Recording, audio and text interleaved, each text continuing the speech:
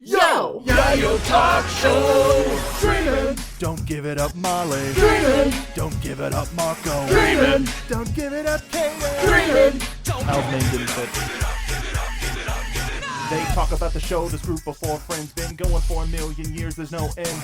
Watching every arc and saga, no sleep. It's the king of anime, 1,000 episodes deep. Yayo Talk Show! Talking about One Piece. It's the name of the podcast. We're not on Vine. Yayo Talk Show. Talking about One Piece. What's up, wenches, privateers, and non-binary buccaneers? Welcome aboard the most chaotic One Piece podcast on the Grand Line Internet. I'm going to keep that one because I did. Let's introduce you to the crew. First, captains of the CrUno Pirates and person that we can actually hear this week, Molly D. Simpy. Man, in the intro. Right in Hello, the intro. hello. In the intro. Don't worry, we'll get to it. Molly, just let it Hi. roll. Hi. Wild theorist, Caden Jensen. Oh, I'm wild for a lot of different reasons today. Stay tuned. Resident laugh doctor, Al McClelland. Hi, gang. Okay, why do we pause? Why is there a pause after whenever I say anything? I'm Brave Warrior of the Sea, the internet's Mark B. Donica. Welcome, everybody. We've been on the call for an hour and a half and just whiling. And now we've decided to start the show, which is great because our energy's up, our dander is up. We're here to absolutely tear apart the Alabasta Saga, the last little bit of it.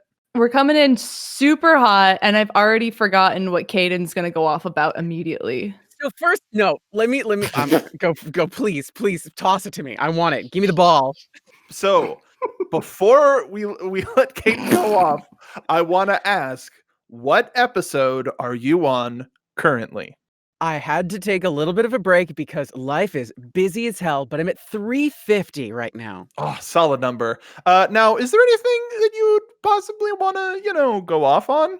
Yeah, two things. Mark, you really shouldn't toss it to me because I'm going to go with you second because you are going to be the finisher. Molly, no. unfortunately, you're the no. warm-up. Oh, So no. the last 9 months, if you've been listening to all of our podcasts and so on and so forth, or if you happen to see the most recent episode of my podcast on Rooster Teeth, it is Stay Zen. In case you've noticed, Molly sounds real good. Give me a check 1, 2, 3, Molly. I don't want to. Molly, give me a check 1, 2, 3. Check 1, 2, 3. Listen to how lovely that sounds. It's so crisp, so fresh. Molly had her microphone backwards for 9 months. 9 months. And it wasn't even just this podcast. It was other podcasts that Molly was doing that Molly recorded backwards. Can I just real quick defend Mark real quick? No, don't defend Mark. You can No, defend no. Mark after I've roasted Mark. I don't know where I come into this conversation in particular. I just need to say this. For podcasts, diners, and deep dives, Mark brought the equipment over to wherever we were recording and put the microphone in front of me. Mm-hmm. So when we did that podcast, Mark held my hand and did it for me. Yeah, the room was super echoey regardless of where we were recording. So P and Triple D is off limits. Everything after that is on me. just ask the listeners. It's pretty off limits. Well, there's an animatic Molly did that some of you may be familiar with called the Oscar Report. The Oscar Report for it was summarizing the events of Oscar Pine from Ruby, what happened to Oscar in Volume 7. And Molly did a little animatic of it. Now I just want the Wheeze meme, but it's Molly. And she drew her microphone backwards. It is wrong in the animatic. When I saw the animatic, I was like, that's a weird way to draw a microphone. My favorite thing I've done this week since shout out to Mike on Caden's crew figured out this incredibly easy, simple solution to a very hard question. Was the question that was asked very simply. My very favorite thing I've been doing since that day is going through. I already sent one to Kaden. I was going through my phone and seeing every single selfie I took with my microphone and seeing the microphone backwards. Like Yep. I sent Kaden one that had like a Snapchat filter on it, looking real cute, but looking so heckin' dumb, pointing at the microphone, just so much dumb energy radiating out of this. And that was probably the day I set it up. Like I was taking a Look at me being Snapchat. hella boss with my new microphone. Yeah, I was like looking real profesh, and guess what? Nah, Ballpark number photos of the wrong microphone. a lot. A The ones lot. I kept too. Dude, I gotta say though, Molly, you've been exhibiting that BLE all week, that big Luffy energy. And there's It's been big Luffy energy from Molly man, the whole week. there's so much you're just like, that makes sense. Also, it's nice that in this sequence we found your One Piece laugh.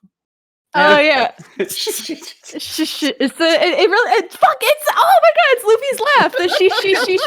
'Cause I know how to spell that in katakana. She. That's so on brand for our captain that I can't even be that mad. Oh, Okay? no, none of It's us are just mad so- at it. It's just so funny. It's just so funny. Uh-oh. However, Mark, you just said something before we started recording that got me just like, no, we're going. I'm ready. The podcast. We're I'm starting ready. the podcast. Like So- I've got my cigarette lit, my blindfold on, shooting when ready. So Mark in the most bravado way. It's like Molly and I are talking about like fanfics and so on and so forth, and it's just like, yeah, blah blah blah. So it's like, well, Molly is the only other person who reads fanfics besides me, and Mark very proudly, hands on his hips, very just like bravado, and it's just like, I'm brave warrior of the sea, Mark B. Donica. I essentially write fanfics. Oh well, I mean, come on. Like I mean, you're correct. You're correct, but I'm just like, okay, then what's your AO3 account? And you whisper, I don't know what that is. Oh, I remember No. what he was gonna. I remember now what you're in trouble for. Didn't know. now after it's been said, I remember. So Mark, Mr. Do you want to know what AO3 is? I know what AO3 is. Goodness me. I only know it in like conversationally. I'm not a fanfic person. Mark, like Mark You're not a is fanfic person, but No, I'm not. did you watch the new Mortal Kombat movie? No. Because Not yet. it's a fanfic. Oh, cool. I'm excited. Listen, it's some of the best stuff ever. Mark is the meme where it's I don't know what AO3 is, but I'm too scared to ask now. Accurate. Mark started that in one meme and ended in another. It's like, how do you do, fellow kids? I too write the fan fictions on the internet. Well, I mean, like, But I don't know what AO3 is, and now I'm too afraid. like I came to the realization of like, oh, the radio show that we do, the radio drama that we do is essentially Ruby fan fiction, but like that's really it. Is it good? Wow, thanks. Did you name drop it so people can head that way? Welcome to Vale, available on Rooster Team Radio, wherever podcasts are sold. Yeah, Available. Wherever podcasts are sold. available. You said sold. Dude, yeah, exactly. And you can get it for free. It's a great deal. But it's one of those $3.99. Please check out the podcast. promos are at the end of the show. But hell, the last episode that we did, I feel was really cool. We did it in the style of a fairy tale. Before we knew that the fairy tale thing was happening, we just saw the fairy tale Ruby book and was like, hey, we should do one. That'd be fun. And we did one that fits within the context of our overall narrative for the show. But it's a Valentine's Day themed story that a lot anybody who's listened to has tend to respond very well to, and I'm really happy about it. Megan Salinas was the majority writer on that one, and I wrote some other stuff in there, but it was I like doing that show. Yeah, whenever dude. we do it. Yeah. Well, now that we've gotten the promos out of the way and the roastings out of the way, let's do this show. Where are we, everybody? Oh my God, we are leaving Drum Island. We are leaving What? Drum Island, headed towards Alabasta. What are you talking about? Where she just queued me up for No. where we are. I'm sorry, Yeah. you are correct. I heard Trump Island and I got really scared. No. I was thinking of the movie. That's clockwork. Yeah. Hey, That's clockwork. hey, no. I don't know. Caden just like Mark said something that upset Caden, and then Caden said, "Get Craig in here, we're going." And I have been scared and confused, and I don't know where I am since we were less than a minute into the beginning of this recording, and I had already forgotten what Caden was going to yell at Mark about. And Welcome to that BLE, that big Luffy energy. Thank you, Molly. I'm just I don't. We're here You're now. hungry? Oh, yeah. We're hungry. Yeah. But that to jump back into segues, we were talking at the end of last episode about stuff we were like after recording was over. We were talking about things we forgot to talk about leading into Alabasta. Yeah. Man, this is I'm so happy we decided last time I was gonna kick off because you remembered, right? Because you remembered, and also your microphone is the right way around. Yeah, totally. But no, we man, that was a good episode last episode. But I did not think the things we talked about, I didn't think that we would talk about it for quite so long. That was supposed to be a quick episode, but you know what? There were a lot of things that need to be addressed, and we did that. But we forgot to say, because we were going into a different segment, at the very end of Drum Island, when the Straw Hats are leaving, that I don't know, 2 really big things get mentioned before we just totally just continue on this arc. But one of the things that gets mentioned is Dr. Kureha.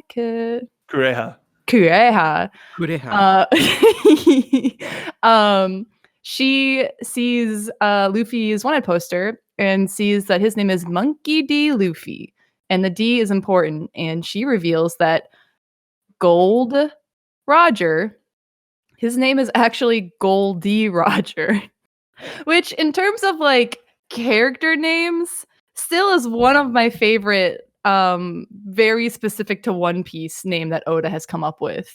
That big D. Because the doctor Hashtag the D is important.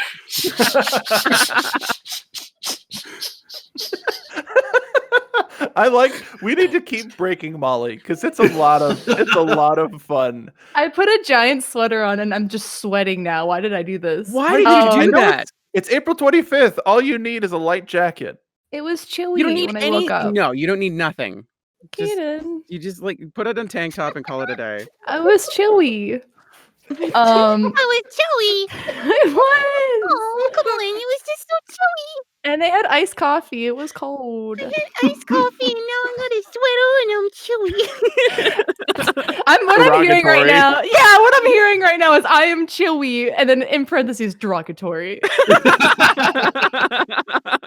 But because the doctor is so heckin' old, she actually remembers probably before Goldie Roger, but knew Goldie Roger's actual name. Whereas apparently everybody else has forgotten and just came up with this cool nickname for him. So that happens. And then the second thing that happens before we leave Drum Island 5 ever is somebody in the village comes to let Dalton know that somebody has left a message for Luffy, who is looking for Blackbeard, like a dude named Blackbeard. And yeah, he was just letting him know, like, hey man, let's meet up. I'm gonna be in Alabasta for a couple days, so deuces.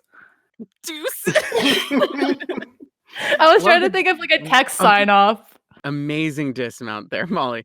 I landed on my feet. Deuces. Anyway, they now we can continue to this episode, which is still me. Can we talk 1 second about that? About yeah, Monkey D. Luffy. Monkey D. Right. He's a Robert man. At the same time, like this isn't going to be very timely because remember we're pretty ahead in about it. Fair enough. We're a One Piece podcast. We can't not. Yep. When the people do the Pepe Sylvia wall trying to figure out when we recorded all of this, they'll be able to pinpoint the actual day. Yeah, yo. That's the day. Talk show. Oh my god. Al's name didn't fit. Oh, how much money do we have to raise to get him to do our thing? I'll just do it. I can do a good Gilbert Gottfried. I mean, that's kind of the job, right? I got to be able to do things. But also, it's just like I'm impressed. And Choppet's docketing. Docketing. We're not on Vine. We're not on Veen. You got to mispronounce words. Just every other word is a little bit off. For people that don't know what we're talking about, Gilbert Gottfried did he just say it and someone made a mix of it, or did he actually do it? He read it.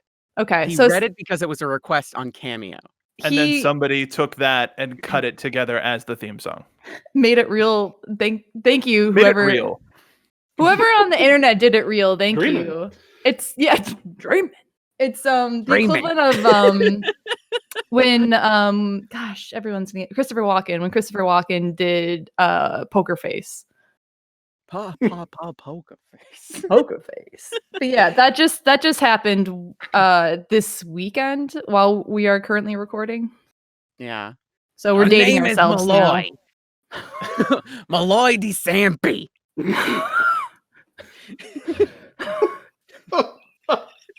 What? I mean, Why? I was not ready for that. we could just recut it and then start the intro again here.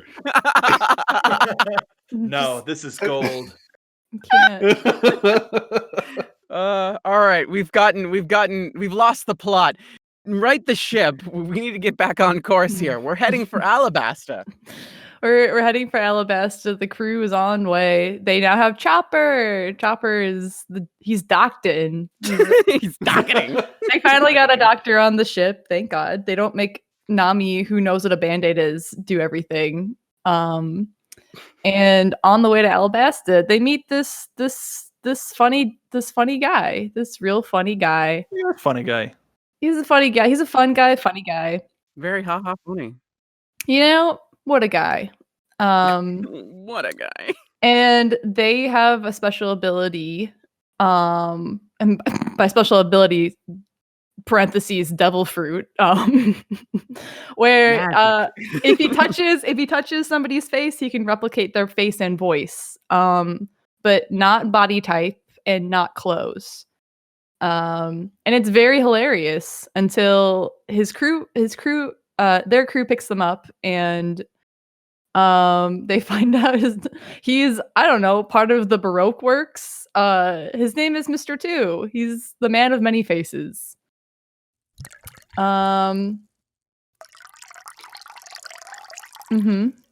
on. Good silence, Molly. Continue. Go ahead. You guys, nobody could see. I was pouring out a little bit for Mr. Two for my homie.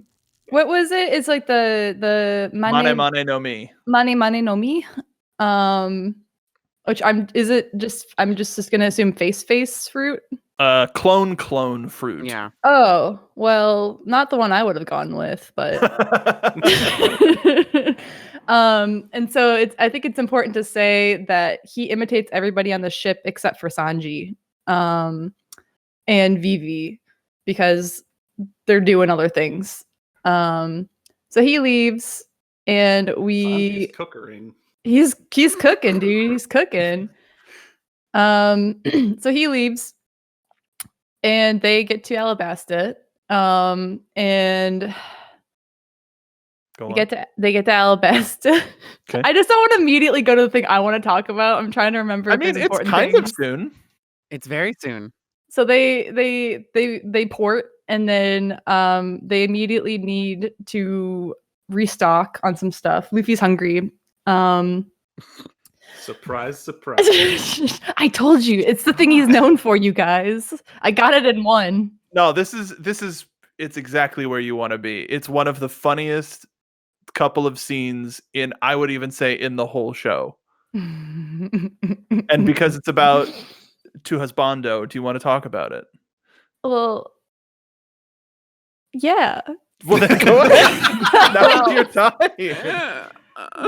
I don't know. I'm just shy. So yeah, so I'm just gonna get into it. I think I'm dancing around things and I don't need to be. Everybody, gonna... if people are listening at this point, they've seen it. It's good. It's true. You, Let's you talk know about what? When you write, you write.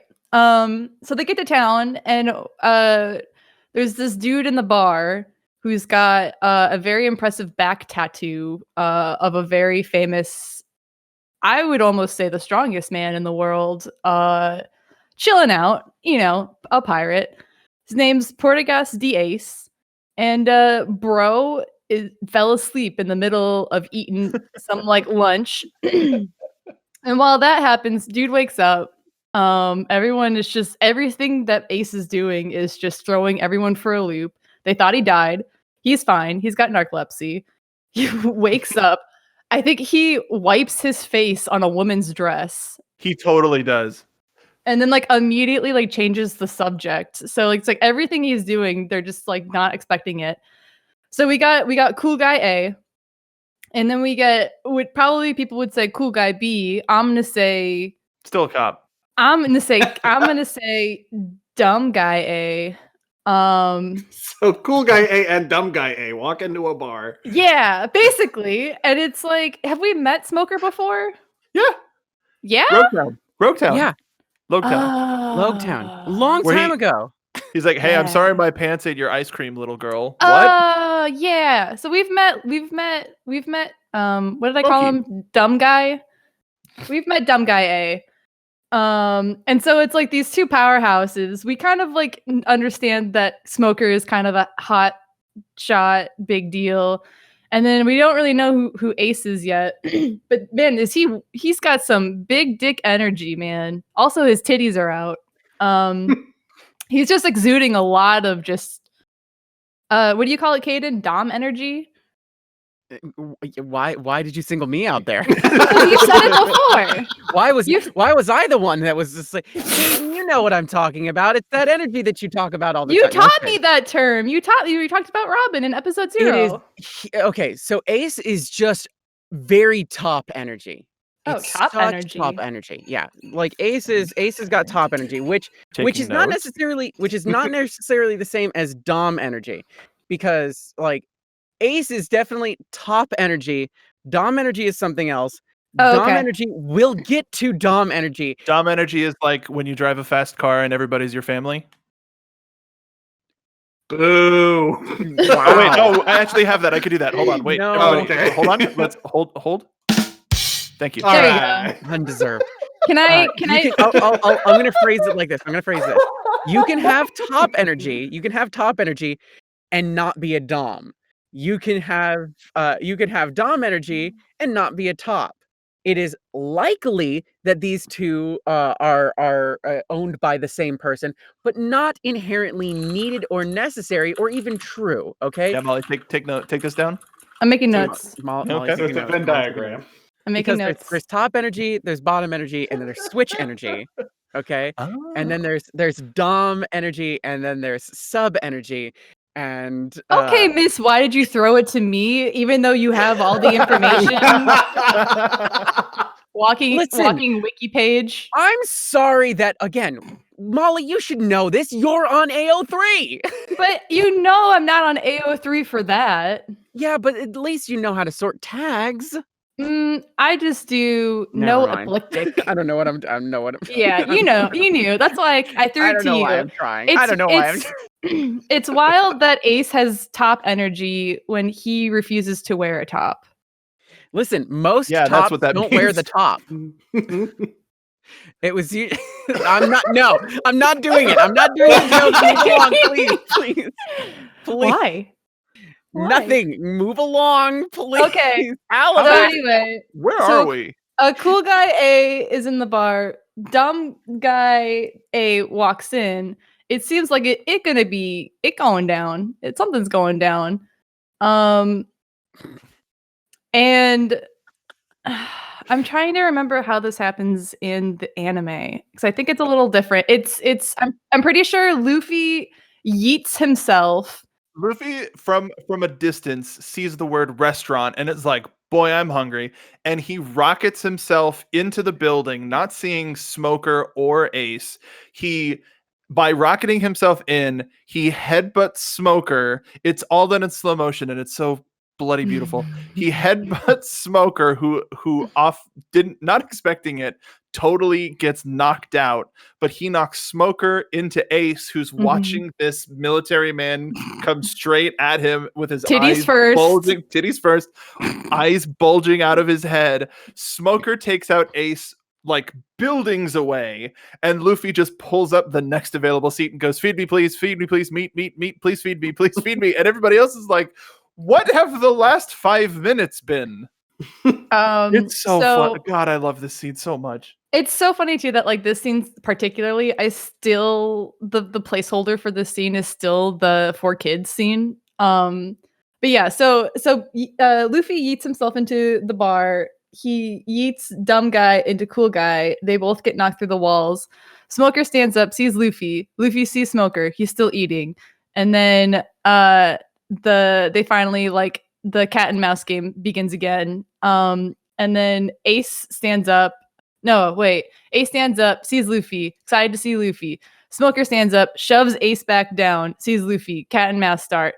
Ace has to like then chase after. And then we find out that Ace is the guy who left the note in Drum Island, and he's also Luffy's brother. So yeah, he takes care of Smoker, takes care of the Marines, meets back up with them on the boat as they're about to start traveling more inland. And Ace is just like, what up? My titties are out. Take care of my bro. Here's a piece of paper. Here's one blank post-it note. I feel like he brings up somebody important. Like he casually drops what he's been up to, and then I think he does that at the end. I think he does that when he leaves them at the end. So then he's doing it now. In the anime, they have like, I remember this so weirdly because there are very specific ships because of this episode. There's a random filler episode where Ace joins them for like a hot second, and like Sanji cooks for him, and like Ace has like a moment to kind of see the dynamics on the ship so that he isn't worried about leaving his brother with these people. In the manga, he's just like, what up? Please take care of my brother. Y'all seem nice. Here's a piece of paper. I gotta leave Alabasta because I got something I'm doing. And everyone's like, but there's like a bunch of ships, Luffy's brother, and he's just like, nah. And like, just in like a show of power, just like rips anus. And this is what happened, right? Yeah, no, you're naming it. We're okay, cool. The episode's over. We're at the end of Alabasta now, so yeah. So Ace is the only important part of the thing that happens. This is what you guys will take over. But yeah, he basically just like in a crazy feat of power just shows like how legit he is. And again, we have another person making mention of how dangerous the waters are up ahead. Like the Grand Line is like, yo, bro, this place sucks. It's just like come meet me, bro. But also get on my level, scrub. Come at me, bro. Get on my level. And this will be something for Kaden. Because I've never. Okay. But in the anime, they did like a random filler episode where they have Ace interacting with like a lot of the crewmates, and like for a long time, people were like shipping, if not to this day, they were shipping Sanji and Ace because of this filler episode they did. Okay. Yeah, that's what I'm letting you know. But yeah, that didn't happen. That's not. that's not real. Canon. So people just imagine it. It's non-canon, so it's a non-canon relationship. Ace wasn't wheeling those tits specifically. He was just there, and everyone had their own reactions to it. And then somebody in the animation department was like, "We need an extra episode this season," and somebody else said, "I got it," and they already had their fic ready. Okay, I mean, and that's the most important thing. That's the most important thing. This is the most important thing that we will learn this arc. I don't know about that. Yeah, kind of not agreeing with that one, but okay. Because there's a very important addition. No, it's a short episode. We can go right into wild theories now. We're already No, done. because we're already done. Oh my god. Wow, what a short saga. I can't believe this anime is over 900 episodes long with such short sagas like that. But now you know why it's everyone's favorites. Then also there are some fights that happen in the background, but that's not really Nah. Okay. I don't remember that. Blocked it out. All right. Okay, so when the Straw Hats actually arrive and start to get stuff done, the main crux of this is here we are. We're at fight time. We are here to stop Crocodile and save the Alabasta Kingdom. And as certain things happen, we meet our villain. We actually meet Crocodile. Luffy has a really, really bad experience in trying to fight him. Ends up learning a little bit of like what it might take to actually take him down. But leading up to the fights, like meeting Ace was a big deal.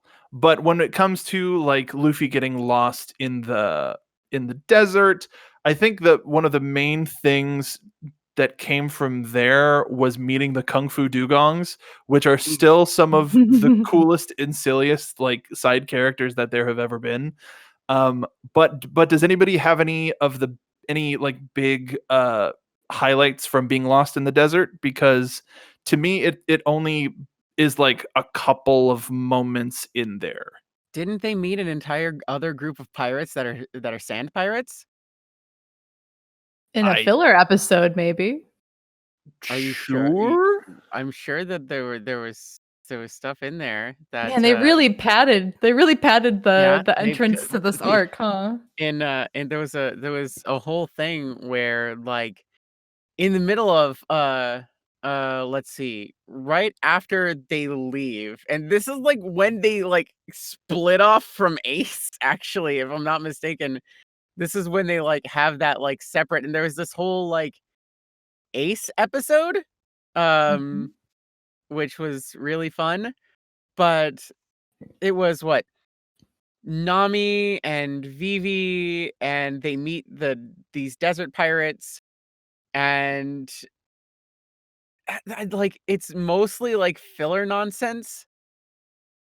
But yeah, it's like right, like you say it's filler, but there was like in that one thing where like Ace had to fight this like scorpion thing. Oh yeah, there was additional filler with Ace to get to there. There was like the lizard that he couldn't get past, right? Yeah, he was just kind of like, you're annoying. But there was a thing, that's when Ace was just like, yo, the person I'm looking for isn't here. Bye. And then just leaves. It's like, hey, nice. It was nice hanging out with you. Super great to meet y'all, and so on and so forth. I gotta peace out. Blackbeard's not here, so obviously I gotta go. Running out of sunscreen. Please have friends. We'll meet later. Don't worry. I forgot that they really wanted to like stress the importance of Ace. That's when that paper got passed. That and in like a supposed like it's mostly filler episode where Ace just was like, I'm gonna putz around for like 8 minutes out of the 12. It's actually a note, Caden, and the note says "Big Dick Training." Ooh, BDT, Big Dick Training. All right, and what? There was a whole like a filler episode with Zoro D, and they get lost, and there was some underground ruins or some nonsense. They have nothing to do with anything. Is this before or after the birds that steal stuff? Did we talk about the? Oh wait, are we there yet? We have to be there yet. We have to be there. The little things that they meet, the little creatures that they meet that end up being just like, oh, look, he beat us. Kung Fu He's Dugongs. the Kung Fu. That was before. They want him to lead their dojo. Right. They had that's when they left the ship. And then they started like, going really to the emotional, desert. like with Vivi, which is like, again, we have no bidding this fight, and it leads into them getting to this actual place where they actually the meet. casino. Right, the little casino. And let's see what happens after that. Pretty much everybody's captured by Crocodile at that point. And then Crocodile talks about like, ha ha ha, you'll never beat me. Here's my devil fruit power. Y'all suck. That's mean. He said that? That's the beginning part of this arc for me. It's Yeah, not that's, like, the anything start. that's like super like there's some important stuff in there, but it's like crammed. Like you had mentioned last episode, Caden. It's that thing that One Piece does where they load up each episode with like 7 to 9 minutes of extra stuff and recaps and things like Yep. that. And then the actual like meat of it is like Luffy going, "But we're friends." And then they replay that clip for the next Yep. 400 episodes. Yep. But since Crocodile at this point has revealed his devil fruit power, does anybody want to talk about it? Yeah, let's go over Crocodile's devil fruit power. So he's in a sand place, and he literally has the sand fruit, right? Like that's what it translates to. Mm-hmm. He's like Smoker in that he can turn his body into the element of the fruit. So whenever anybody throws anything at him, he can just turn to sand, and it like puffs through him, and then he reassembles, and it's spooky and It's like pretty OP. It's pretty OP. Mm-hmm. He can also dry out a room, or he can dry things out, right? Like He sucks the moisture out of things. Is probably the best way to put it. he's got that big suck. He really big brained it. He Mhm. big brained it, big sucked it. He didn't big sucked it. That's what Al said. He said Crocodile's that. big suck. He said that. Big suck. 3 exclamation points on that episode title. Didn't the episode opener and the episode title like spoil that for you, Caden? Crocodiles, devil fruit revealed. Crocodile does the big suck. Oh no. I hate it. Oh no, that's exactly that was the actual title. That's the whole thing. That was the whole thing. And that's Shoot why I him hate sucking. Crocodile. That's why I hate Crocodile. I don't like it. Now I'm just distracted by what just happened. The big suck. I mean, we learn other parts of his power later. It's like usually when they intro a new devil fruit, you get like their level 1 tier powers, and then you get their like daily powers later, where it's like those are the big attacks that they save for that, you know. Yeah, why show off the big stuff first? You gotta pepper that stuff in there. It's not even their final form. It's not even their final form. So at this point, like everybody's kind of trapped, and eventually there's some other stuff that happens, and I can't really remember exactly every detail. It's been a couple hundred episodes for me. Sure. Um, It's important though. It's I think and before we got to Ace, I mentioned that Mr. 2 had everyone's faces except for Vivi's and Sanji's. And we already know from the last episode that Sanji has been in contact with Mr. Zero. Is he Mr. Zero? Crocodile? Yes. yeah. Okay, yeah, cool. There's just so many numbers. But that Sanji has been in contact with him, but that he doesn't know what he looks like. And if I'm remembering this correctly, while everyone is stuck in a sea stone prison, Sanji he's not cooking, but he's out big braining, and is able to draw Crocodile away from our friends in peril, right? Yes. Yeah. Which allows them to escape. It lets them to get out. By helping each other. Even Smoker's just like, okay, all right. We're gonna well, why not? They all actually like kind of come to an agreement there in this moment where it's just like, we don't necessarily like you, but this guy's really kind of ticking us off. He's supposed to be like doing something, and he's not listening. So we have to kind of like right the ship, as it were. It was like, yeah, Chopper is distracting Crocodile, Sanji's freeing the crew. Smoker's just like, all right, maybe these assholes aren't really that big of assholes. Maybe they're just only minor assholes, and maybe we should be working with them a little bit for now. Smoker took like 2 seconds to just chill with the crew and was just like, all right, we can hang. We can hang for now. We're like weekend friends. Don't call me Monday through Friday. He's off duty in the sea stone cage. They're Twitter mutuals. They're not Twitter friends. They're Twitter mutuals. We follow each other, but Smoker has Luffy muted anyway. Yes. They now have a common enemy. It's less of big bad marine versus big bad pirate. Now it's all for one against Hookman. Which, yeah. Can I say that that's probably my favorite part of this in general is where this is where One Piece starts to take its like allusions to other characters and other things and other media a little bit more seriously in a lot of ways. So Crocodile is named Crocodile, has a big hook as the weapon, and there's a lot of clock symbolism in a lot of the stuff Mhm. that happens here. It's just like, so not only is he Captain Hook, but he's also the crocodile that eats Captain Hook's hand. And it's Mhm. just like, I love that. That's the stuff that like when One Piece like really leans into it, it's just like, gimme. Give me this, more of this, more of this, please. Give me the little nuggets of things. He It's also so nice. has like a bunch of croc like underlings, like the Yep. banana crocs or whatever they're called. Banana wani. Banana wani. They're crocodiles or alligators, which they're alligators. They got big wide mouths, right? That's alligators. Mm. But they Is have it- banana growths on their heads. Can I use our one F word, Mark? What? Okay.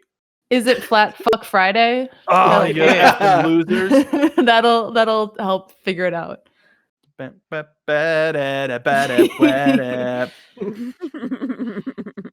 Anybody want to go into it? Sanji gets down there. The crocodile, the banana wani, eated the key. They need the key to get out. So you kick them in the tummy a bunch of times. And then they find it, and then doesn't the key break? And then somebody else gets yeeted out. Yeah, everybody just ends up like, it's just like, why don't we just break this? That's just ends up happening. They're pretty like, it's pretty like a low stakes situation. They think they're all just like, oh, well, the thing that was really keeping them there was the fear of if we get out, we're just going to get bested again. So they just kind of like hummed and hawed until like the opportune moment came and they broke out. But also, isn't the room filling with seawater and they're stuck? Yeah, I and mean, yeah, like sea... the thing When is, you put it like that, the thing It's is not like like they were like willing to stay there. They were stuck there. they were stuck there for a bit, and then it started really filling up. And it's just like, okay, our real heavy hitters can't really do anything because, devil fruit, no swimming, tired, nap time. Everybody's just not feeling it. So they break out. Which good for them. Love that for them. Otherwise the show would be over and then we would go nowhere. I That's just when feel we like get to we finally get to a moment where everybody's out and everybody's finally back together, and they're just like, okay, if we all we need to do is head to this one location so that we can, it's like get here first. If we're planning, this is where we're going to be doing this, like the big fight's going to happen here. We got to just lead everybody to here because then everything will be fine. But then Crocodile catches up to Luffy and the Straw Hats, and Luffy, being Luffy, is just like, all right, let's go. And then Luffy fights Crocodile. And this is like near the beginning of the arc. Like this is still like near the beginning of the arc. They have this whole they have round 1. And I feel like this is the very first time that Luffy encounters somebody who is so adept with their devil fruit power, and that almost nothing Luffy can do will do anything. Luffy is literally just buying time. And even Luffy kind of knows that. Luffy's just like, all right, I'm going to do my usual fight thing. And then after like a couple blows, Luffy's just like, all right, it's not going to work, but I'm not going to die. So I'm going to just try real hard. Compared to like who Luffy has come up against until now, and I'm thinking now too, it's just like he has never faced a foe so big brained that he picked the perfect place for his devil fruit to begin with. Yep. Second, he's been doing this for a while. He's got this whole scheme, and it's been going pretty well for this guy. This guy is the first actual big brain character we've met in this series, and he's hitting all the right notes. You're not saying Buggy wasn't big brain for you? God, No, he's flashy brain. Smooth brain, flat brain. no, it's smooth. Smooth brain Buggy is exactly what he is. Flashy brain Buggy. Got it. That is exactly who Buggy is. But no, this is the first time, and like, we've established that Crocodile is a warlord. Yeah. Yes, that's been established before this. He is the first Shichibukai that I guess the second Shichibukai that we've met. But it's like Mr. Zero, middle name pretty big deal, and then last name Crocodile. This is like it, and yeah, it's round 1, and guess what? It don't go well. Shock. Otherwise, again, the arc would be over. Shock and awe. Yeah, it doesn't go well. Yeah, Luffy dies at the end of the show.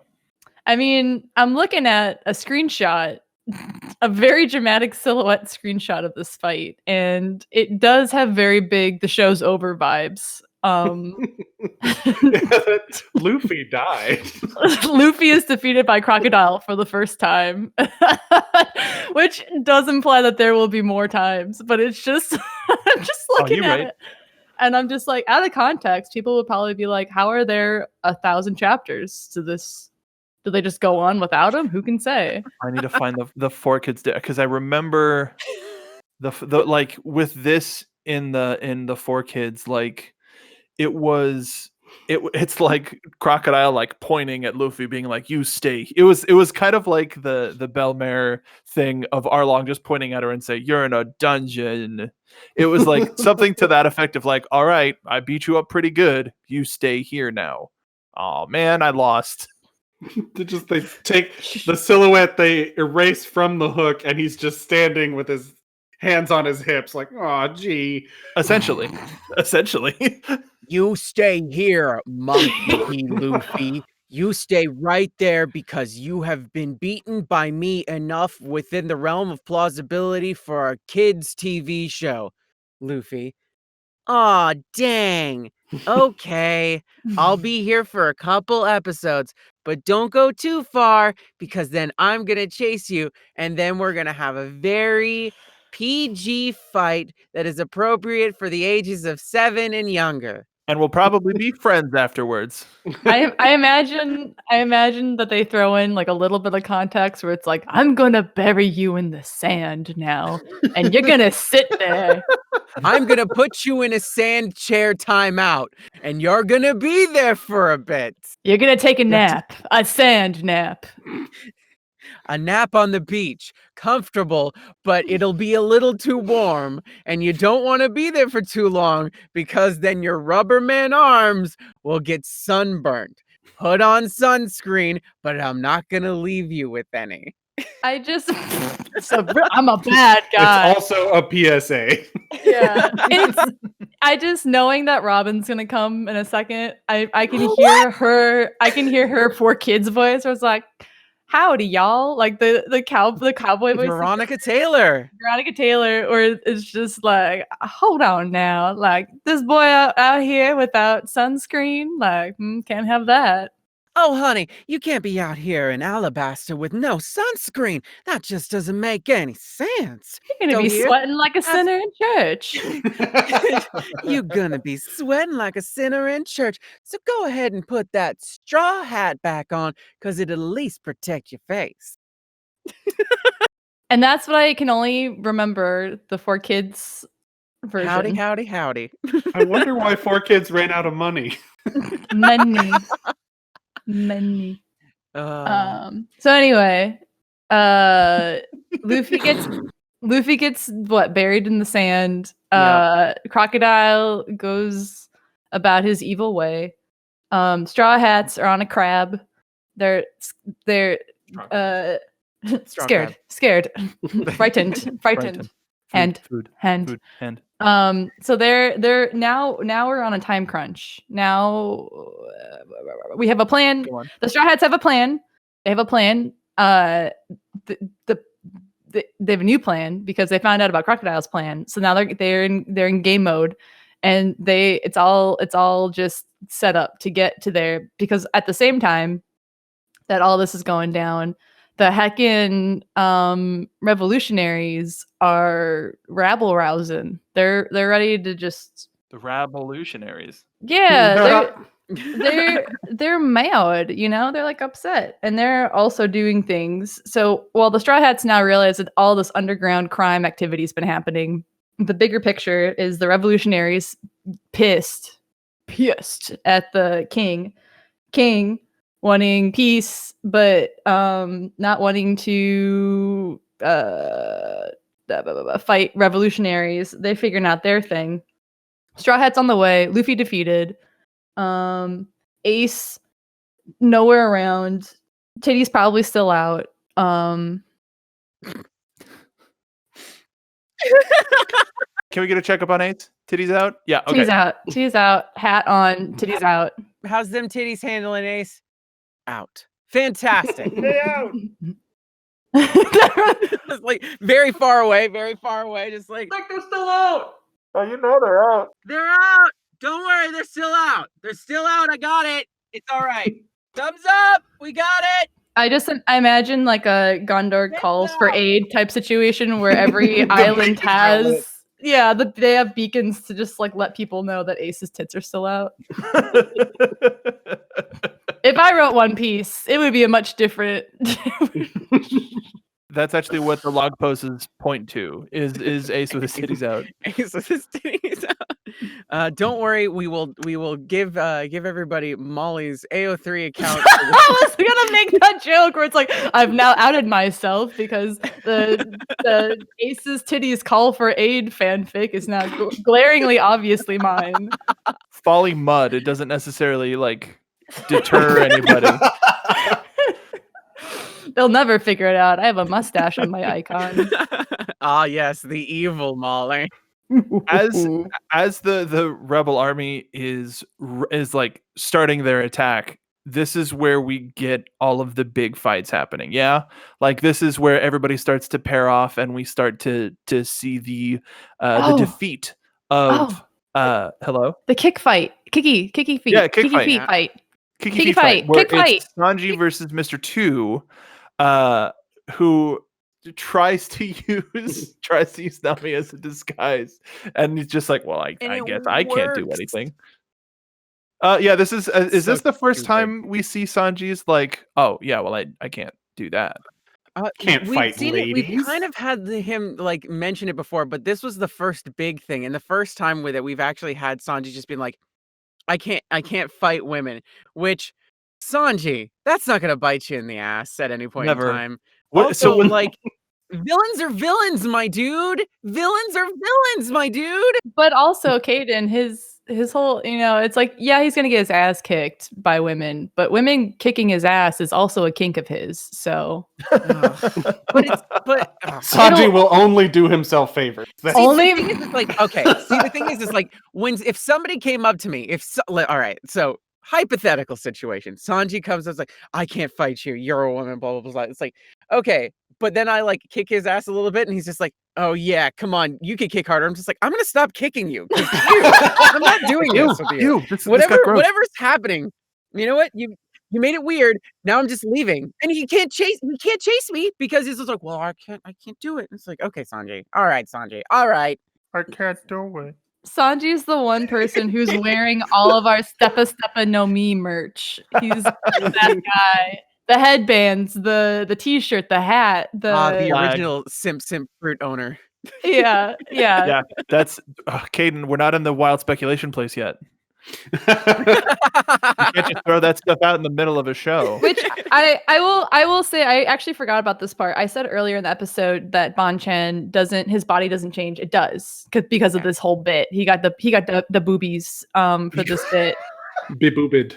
On the ship, he does a thing with Nami, and that makes Nami beat him up. Yeah. But it's just like when I said that he didn't do the body type, it's just like I feel like he don't though, because when he would do Luffy, it's not like he got shorter. You know what I mean? Like he didn't.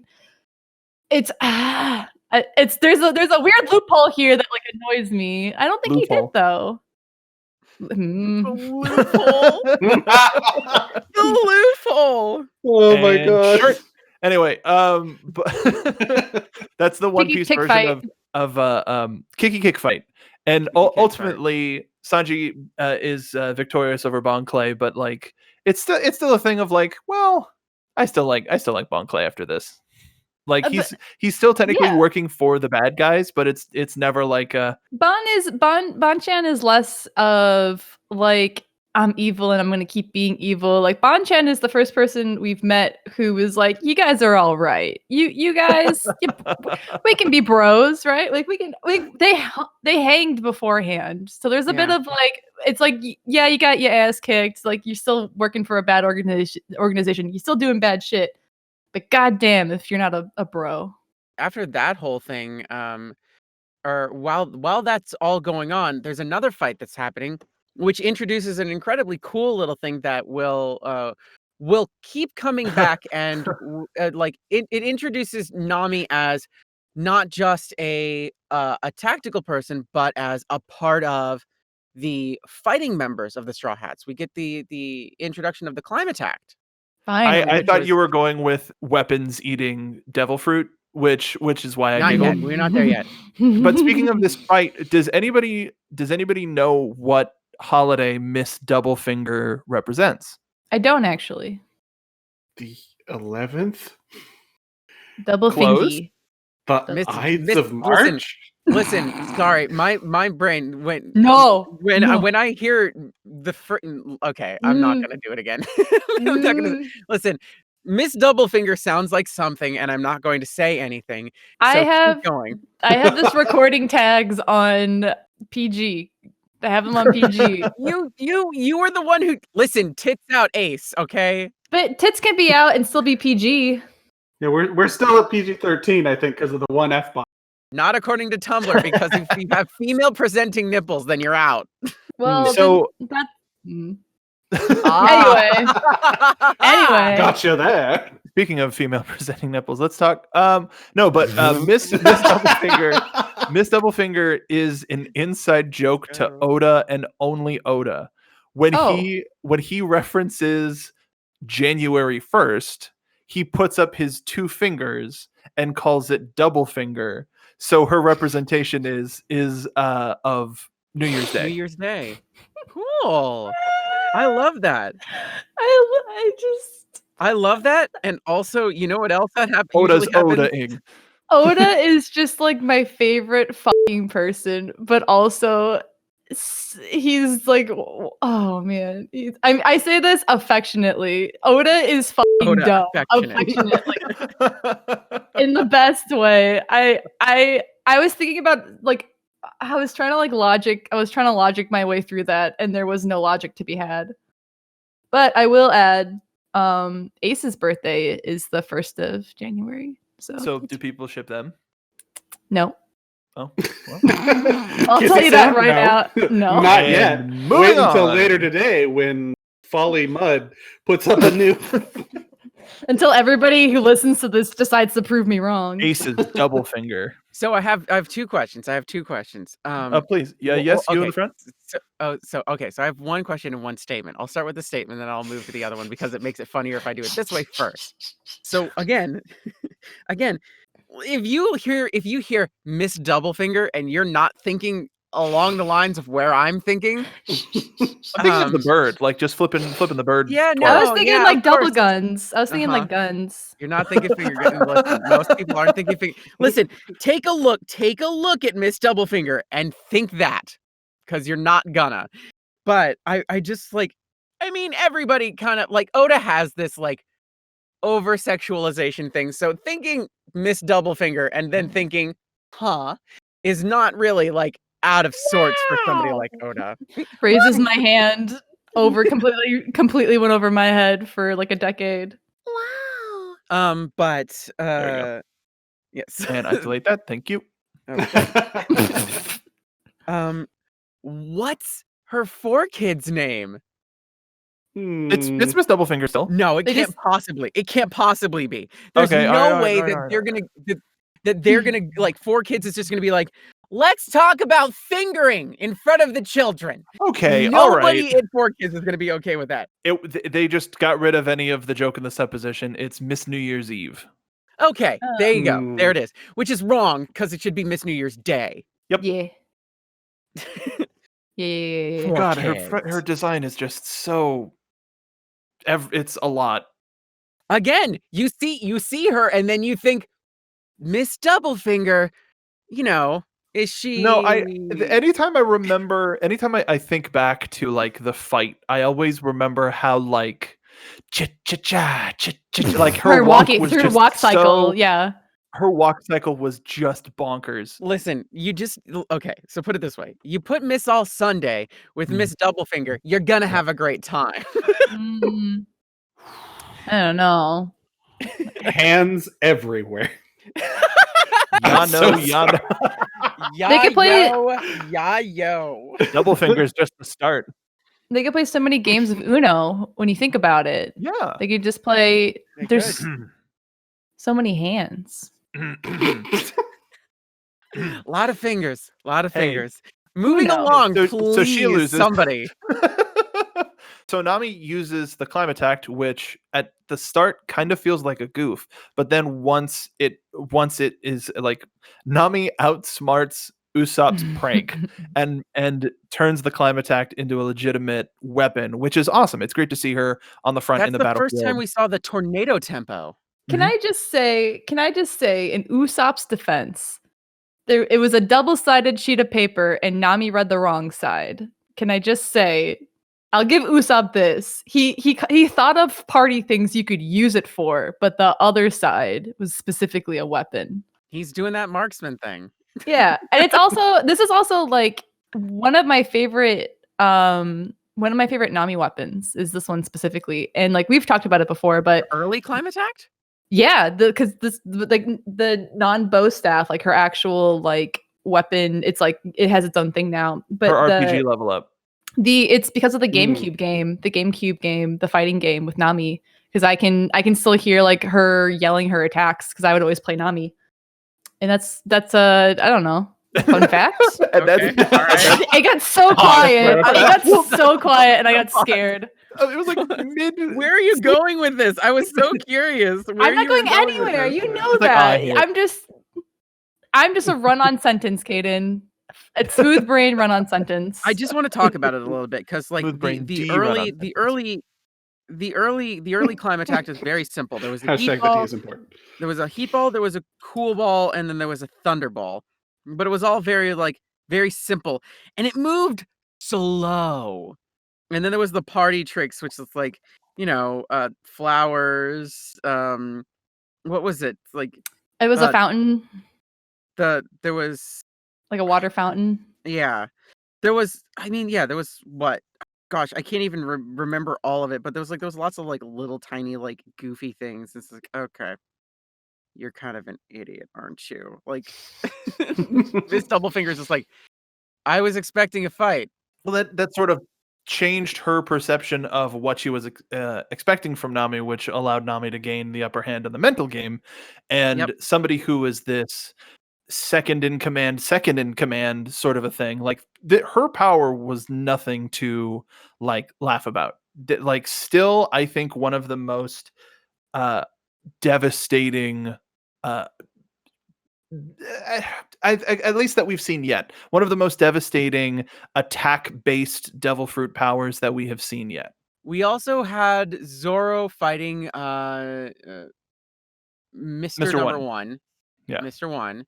And who was able to change his entire body into steel, which is another cool fight because it kind of like, this was the growth of Zoro right here. It's just like, okay, I have to learn the breath of all things, which is going to allow him to cut through pretty much anything if he can, learn to breathe like a wall or steel or, I don't know, rubber.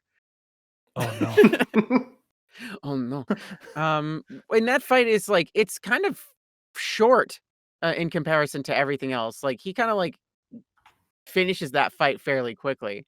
Well, that was it was interesting in the sense of like it felt more like this felt like an ultimate Evolution? test. Well, not just that, but like here's a dude that is a human sword, and I mean it was kind of telegraphed in the sense of nothing can cut me, not even a sword can cut me. Okay, well, Zora's then he's gonna cut him, but in the sense of like in becoming the greatest swordsman in the world, this seems like a pretty good jumping off point of I beat a man that was a sword. That's a pretty good swordsman feat, eh?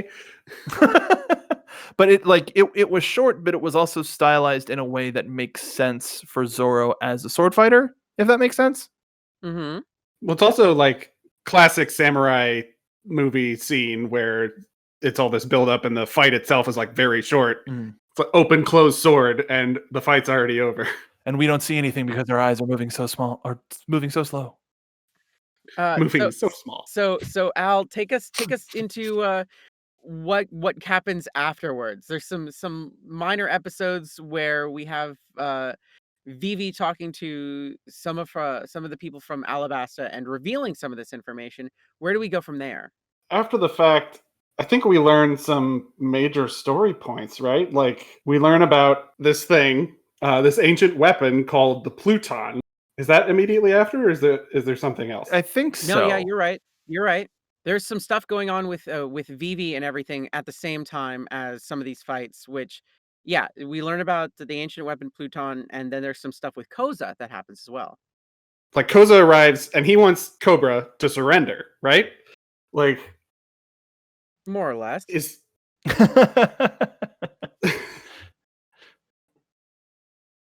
I'm trying to remember. Like this is just so far away. Like From where the rebel stuff and the stuff that happens like in between, like the government stuff that happens in Alabasta is like such small Well, wait potatoes. a minute. Important. Molly. Yes, you in the Koza- front. Are we just gonna like not talk about like this important character? Are we not gonna talk about Koza and like Koza's whole entire backstory with Vivi and why they're bros and that Please, Still trying to Please. still trying to remember who this person is. Molly, you and I are the Scar. only people who remember who Koza is at this point. So please take it away. I don't even think Oda remembers Koza at this point. For everyone who don't remember, I'll paint you a picture. Slicked back hair, scar. Don't remember where the scar is. Generic scar placement. Sunglasses. That's it. Like, when you say that, I think of somebody that Caden hasn't met yet instead, who has such a much more impactful character. He has big smoking energy, but I don't think he smokes. Tits aren't out. Oh, they're not. Okay. All right. Now we're getting into different. They're Imagine, definitely narrowing it down. imagine like different thing entirely.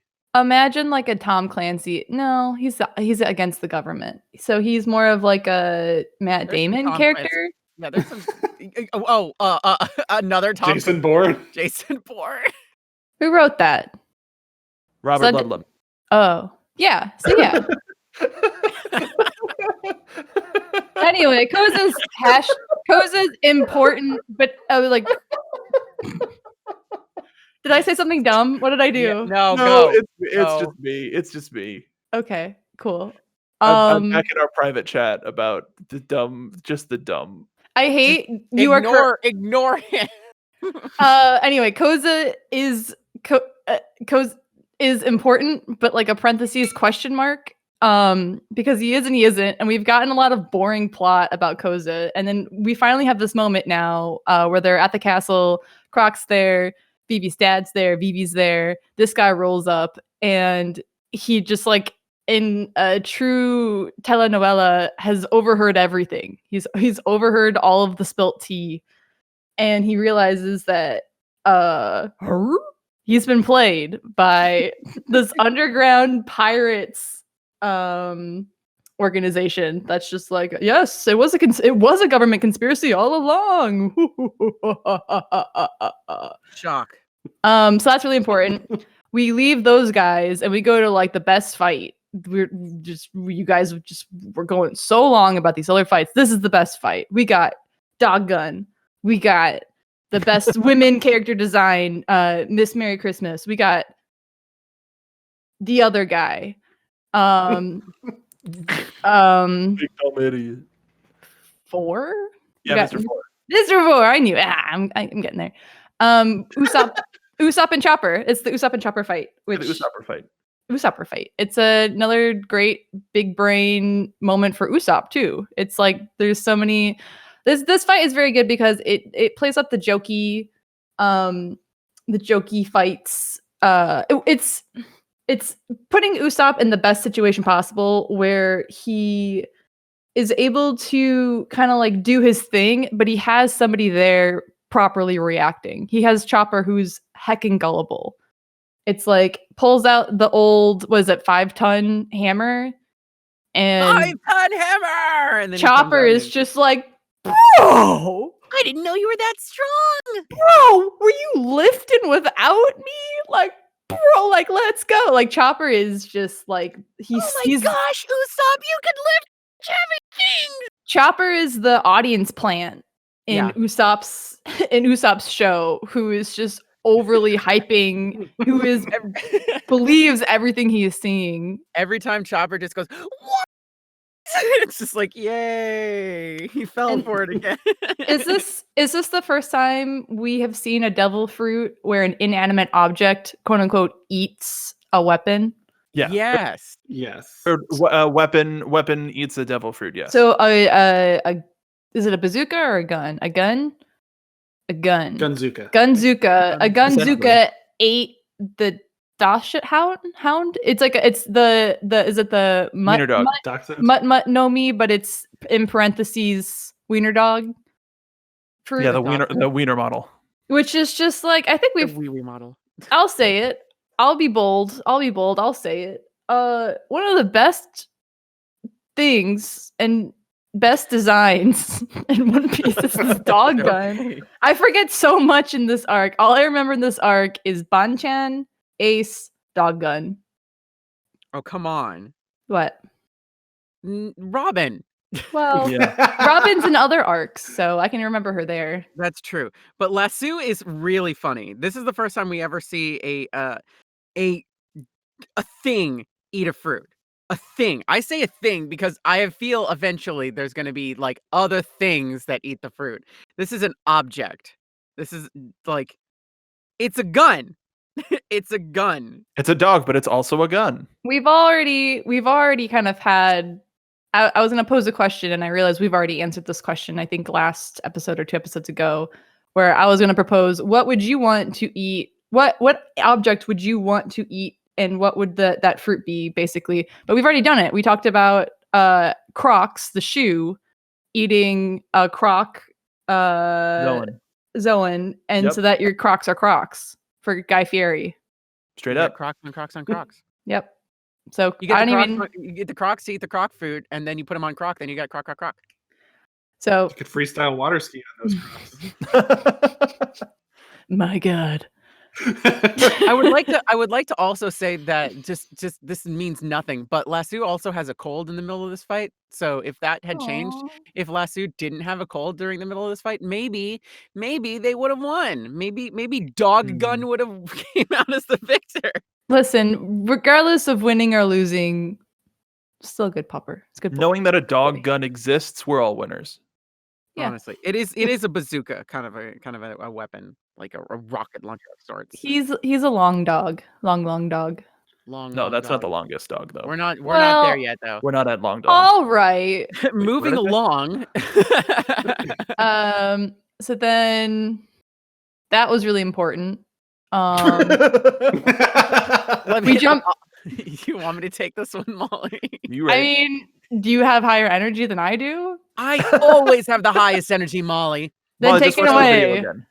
So No. during all this stuff, Crocodile reveals that there's a bomb in the town. There's a bomb in the town. Not going to tell you where, not going to tell you how to find it, but good luck, nerds. And of course, Vivi is, in the middle of everything, and Vivi is about to die. And of course, who comes to save Vivi? but Luffy. That's Monkey D. Luffy. And Luffy? and Luffy. Yo ho ho. Luffy.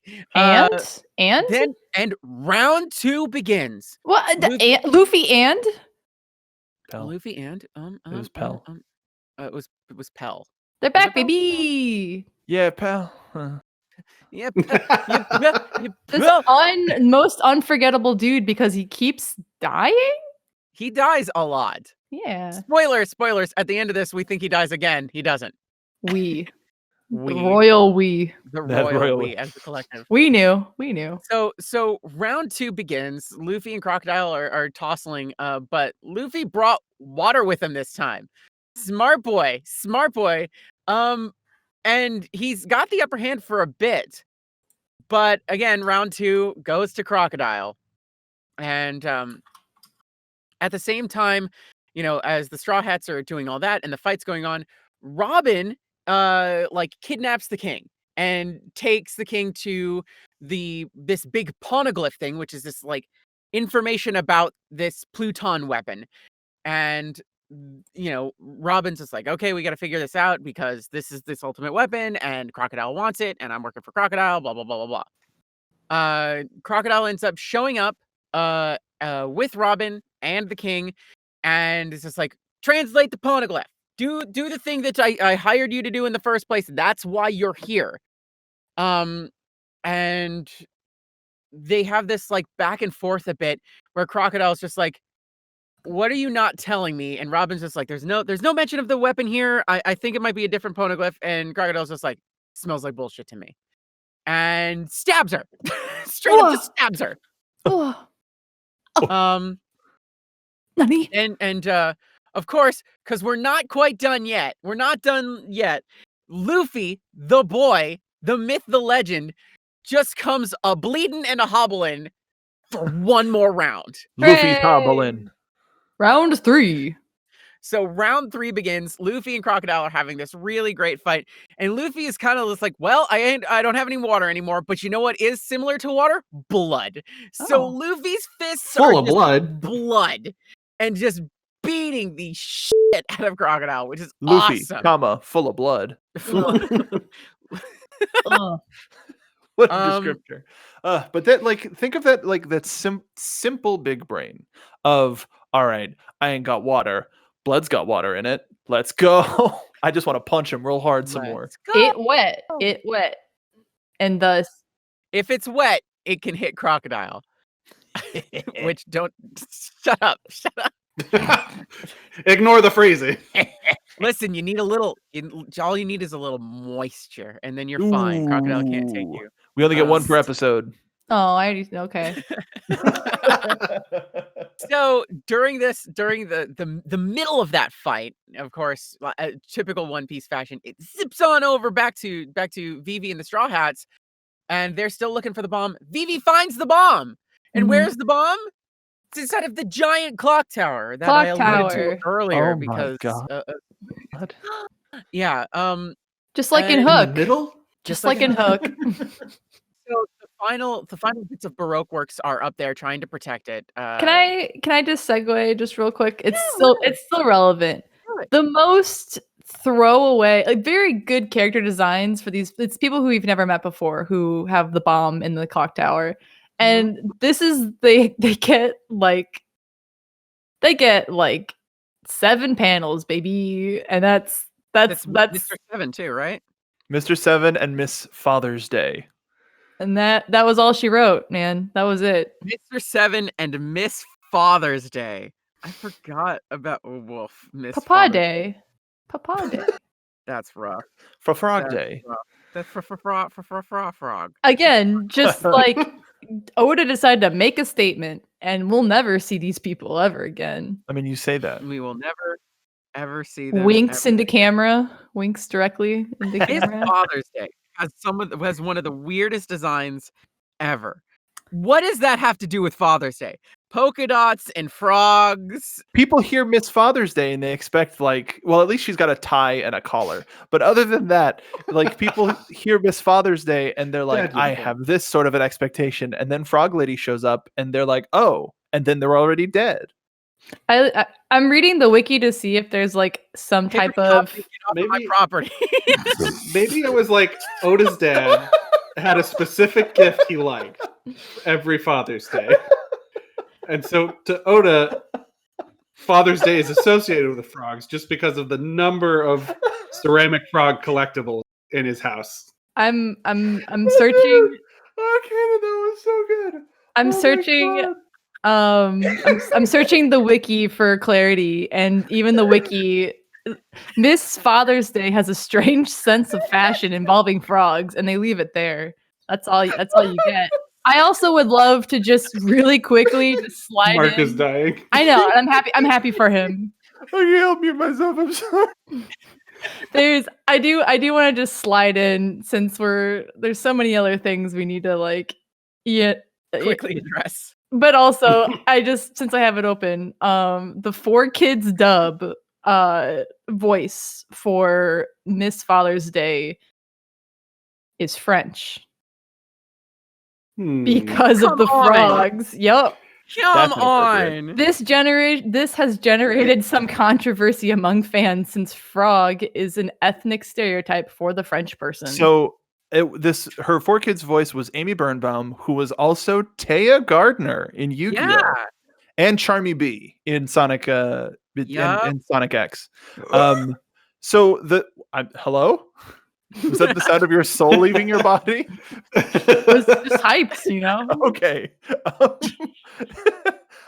The thing. Hyped to death. By the way, you passed. I love that you said Charmy B in Sonic X, but you didn't say the other thing that she did in Sonic X. Sorry, I'm looking at one thing. That's the only thing that I'm seeing. What else did she do? Froggy.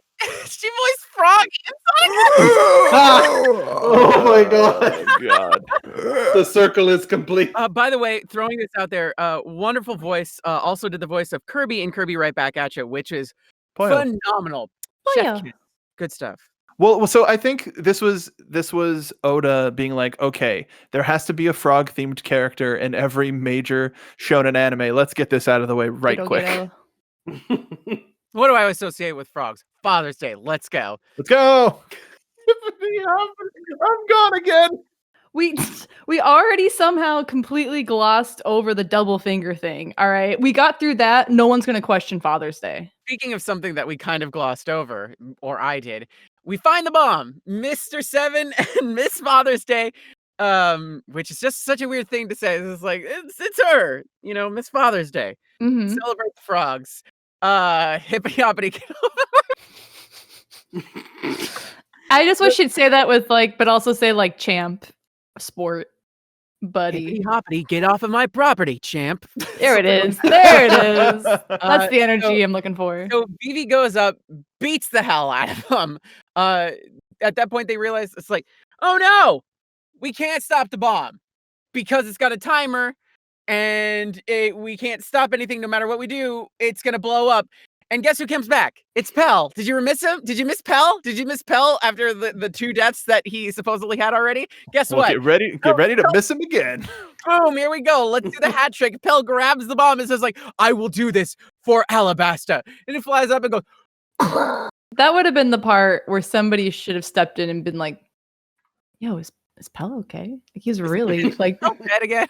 This is the fucking third time in 2 days, dude. Is he okay? Has anybody checked up on him? Is this a cry for help? Are you just desperate for attention? Is there something else going on? Well, long story short, Pell isn't dead, but we don't find that out till later. But I just want to get that over with because whatever. Caden, spoilies. When Caden was watching this, when Caden was in this part, Caden said so many times in chat, that guy's hella dead. And every single time she was wrong. Yeah, it was just like, Pell's hella dead this time. It's comes back. It's like, Pell's hella dead this time, right? And then it comes back. It's like, Pell's hella dead this time. And then Pell's immortal. Pell's just unkillable, okay? That's the final boss of One Piece. It's just Pell just unable to die. The summary title of the Alabasta arc is Pell's dead, and then in parentheses, question mark? Because you got to intrigue them to come, they're like, all right, well, I'm going to watch and see if this guy's actually deado. So we have, after all that stuff happens, we zip on back to Luffy fighting Crocodile. And we finally get this like big climactic moment where Luffy's just like, nah, One Punch Man style, boom, punches him through like a whole thing of rocks. And Crocodile falls. He's done. It's over. And then rain falls on Alabasta. Because Rain falls on Alabasta because it's shockingly Crocodile was behind the whole thing. The dry man's dead. because the thirsty bitch has been knocked unconscious. Thirsty bitch. Dead. He also went from Hurdy Hook to real poisony Hook before he got yeet dead. Yeet dead. He got yeet dead. And now everybody's just like, ooh, I'm parched now. A tasty water. There is also this other guy, more forgettable than Koza, was Koza's dad. This was a real big moment for Koza's dad because that guy was thirsty. Finally, the rain has fallen on Alabasta. Let the rain fall down and wake my dreams. You guys, we can't use direct audio from the dub or we're gonna get in trouble. Let it wash away my sanity. Bless the rains down in Africa. Reginald Bomber. Anyway, he did it. Please. Please get us out of here. Luffy did it. Boom went off, but everybody okay. And much like I don't know, a bomb going off, everybody chills out because the fight has been broken out during all this. And Vivi is finally able to be like, yo, what up? I'm hungry. Stop. I'm thirsty. Yeah. And it's just like, and that's what happened. Cool. Yeah, they're like, Honestly, that's pretty much what happens. Vivi's just like, stop fighting, and everybody goes, okay. all right. Yeah. Okay.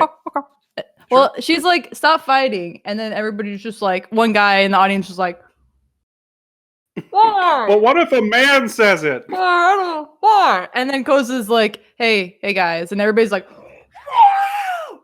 oh my God. It's local Vine celebrity Koza. The only people Everyone who know, will remember him. only people who remember Koza are the people in this town. And then they're like, well, if Koza's chill with it, then we're cool with it. And then they did it. And then it's just like cool. We get 2 episodes of recovery. Luffy's brought back, and the Straw Hats are just like chilling out in the castle, in the palace. And we get 2 episodes of Vivi going, well, should I continue along with the Straw Hat Pirates? They are friends and family now. And then the other part is like, please, for the love of all that's good, do not abandon your people because they are dumb as bricks. Of course, the dude who controls all the moisture in the sand has been manipulating everybody. What are they, stupid? You are the brain cell of this entire kingdom. Stay. So she stays. Can I also just plug in, of all of the indicators that, I don't know, maybe this guy in the mafia coat, maybe That guy? maybe he not good. Cigar hook for a hand? I just want to emphasize that he also built a damn casino in the country just to add to the background level of like, ooh, how dastardly is this guy? A casino, with giant fish tanks too. What a jerk. Let me erase your culture and drop a casino in the middle of your capital. How about I that? don't know. I don't know. That's just maybe Seems sus. maybe too specific to America, but also. Anyway, so yeah, Vivi's got a big decision to make. Everybody assumes she's going to make one decision, and then none of us are surprised that she makes the other decision, which is she chooses to stay, and do her job. And but we don't miss her. I loved Vivi. Vivi was fantastic. This entire like greater Alabasta saga. Vivi was so much fun. There was such a good dynamic between her and Sanji. She had a great relationship with Luffy. There was a really cool bond because we finally had 2 women on the ship, and we had this kind of like, sisterhood kind of relationship between her and Nami. They were just kind of like oh, it's like Vivi's just like, I don't have to pretend to be, who I was with the Baroque works, and Nami's just like, yo, I know that feeling. I was doing that for Arlong for such a long time. There was such a good dynamic there, and she was such a standout character. I'm sad that she's gone, but it makes so much more sense for her character for her to just stay. But we get one of the most on the long list of very iconic shots. This is probably our second most iconic currently. I'd say this kind of beats the first one. The one we already had, which is the like the whole thing in Arlong, I believe, was the one you're referring to. Yes, this is probably at time of me watching like episode 350. This is still the most iconic shot in the entire show. And we'll get to another one later, which I rank number one in my heart. Yes. But number one, as far as it's like a central theming of the show, this is the central theme of the show, which is all of the One Piece, it's like the One Piece, the Straw Hat Pirates. They have this little mark so that they knew who they would be, because number 2 was like copying them. They had this little mark on them so they knew who the other person was, and they would never be fooled. And they're all on the ship, and they're pulling away, and they it's like they pump their fists into the air to show the mark to Vivi, and it's just this like unification of who they are. Even though they are not together, they are always together. Don't and with the music as well too, like, oh, forget about me. No. Yeah, which that was probably during my segment. We forgot to mention that they actually tried a big brain number 2's devil fruit, which was they all had X's drawn on them, and they had them bandaged the entire fight, and they didn't use it. So they're like, perfect time. We can't just like tweet we're tight with Vivi because we're pirates, and like you kind of work for the government, and that's probably not cool. So instead we've got this like emoji we can show, and it's like everybody knows, like tip of the straw hat to Vivi, because you're still a bro. When you're a bro, you're a bro. Yeah. So then I don't know, Caden, what do you think? I think we're done. So, yeah, I think we're mostly done, except for we get the coolest character ever and the biggest like Bananarama spoiler ever in the title. It was the worst. So hilarious for everybody involved. So angry for like this entire arc. We have not said, every time Caden mentioned Miss All Sunday, she's like, I love this character. I hope we see more of her. I would expect her to be a villain or something along those lines. Al, Mark, and I, we would just casually say, we're just so happy for you. And then in our private chat, where she's like, she has no fucking idea, dude. I'm excited to see how this goes. The intro. Then the intro had her in, right, and then the title. At this point, the intro to One Piece. The intro to One Piece has included, Nico Robin this entire time. Entire time. That's weird. For some weird reason, they've had Robin there the whole time. It's just like, so they didn't have Miss Father's Day in there, and it just starts with the episode opens. Scent of danger. The 7th one is Nico Robin. It's like, the 7th one? How many Straw Hats are there? 6. Oh, okay. So Robin's joining. Because she shows up on the ship and says, I'm joining the crew. And Luffy goes, okay. And everybody goes, no. Well, everybody said nah, and then Robin was like, bro, I was ready to die in that, I don't know, collapsing pyramid. And he was like, you right. And she was just like, you made me live. And he was like, sound logic. You know what? There's something we can really do about it. Welcome to the crew. Welcome to the crew. Welcome to the crew. Robin's robbining.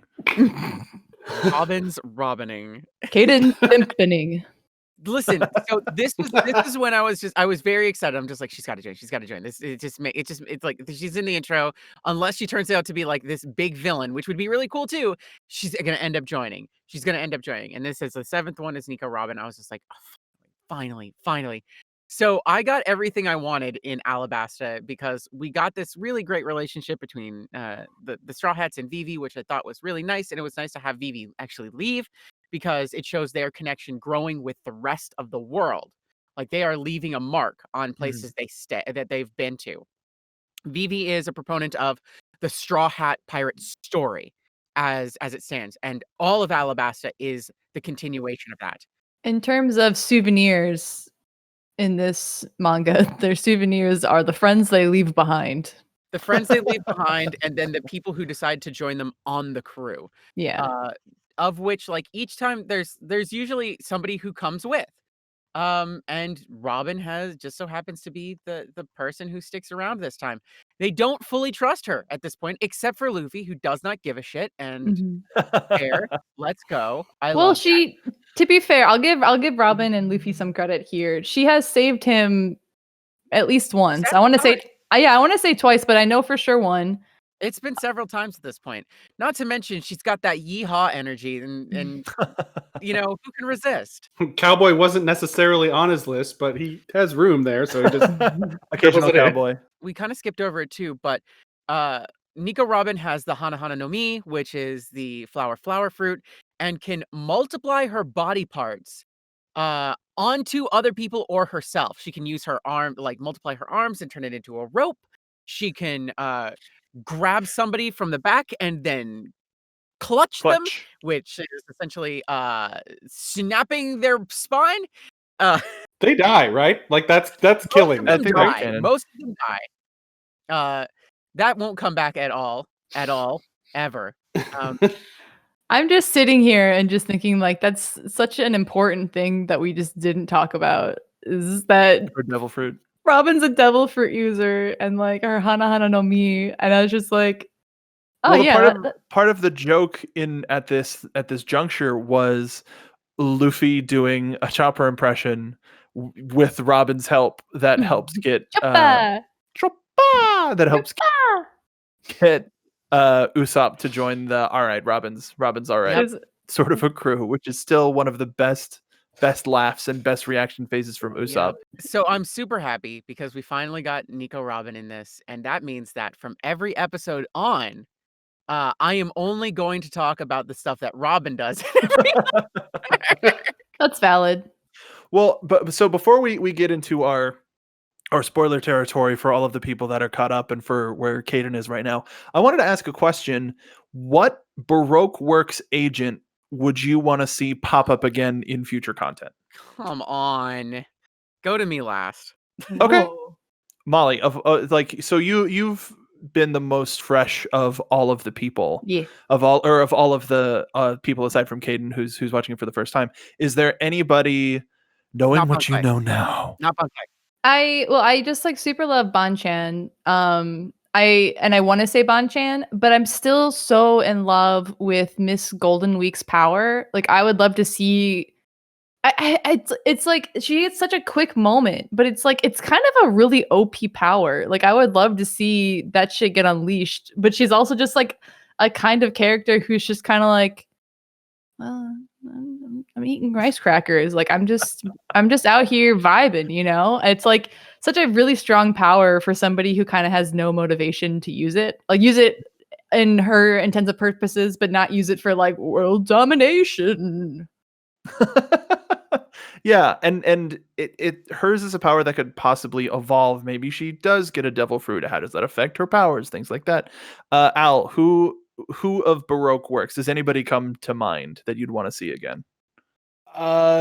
Without elaboration, I guess I'll elaborate a little bit. But Mr. 3, like he's so like similar to what Caden says about most every character. All of Baroque Works is so unique that it's like, how do you not want to see them again? And 3 especially. It's like, how can the wax fruit change? Like, it's already kind of scary, but the only reason it was super scary was teamed up with, like, if he comes back, how will that behave? Will he come back with Miss Golden Week again? Like, can I also just add to mine? I mean, you're the captain. No, Molly, you already went. I mean, yes. I want to see Lasso again too. Huh? I Yes. want to see I want to see a pupper. We'll see. It'll go pull. Boo, boo, boo, boo, boo. Hopper, hopper.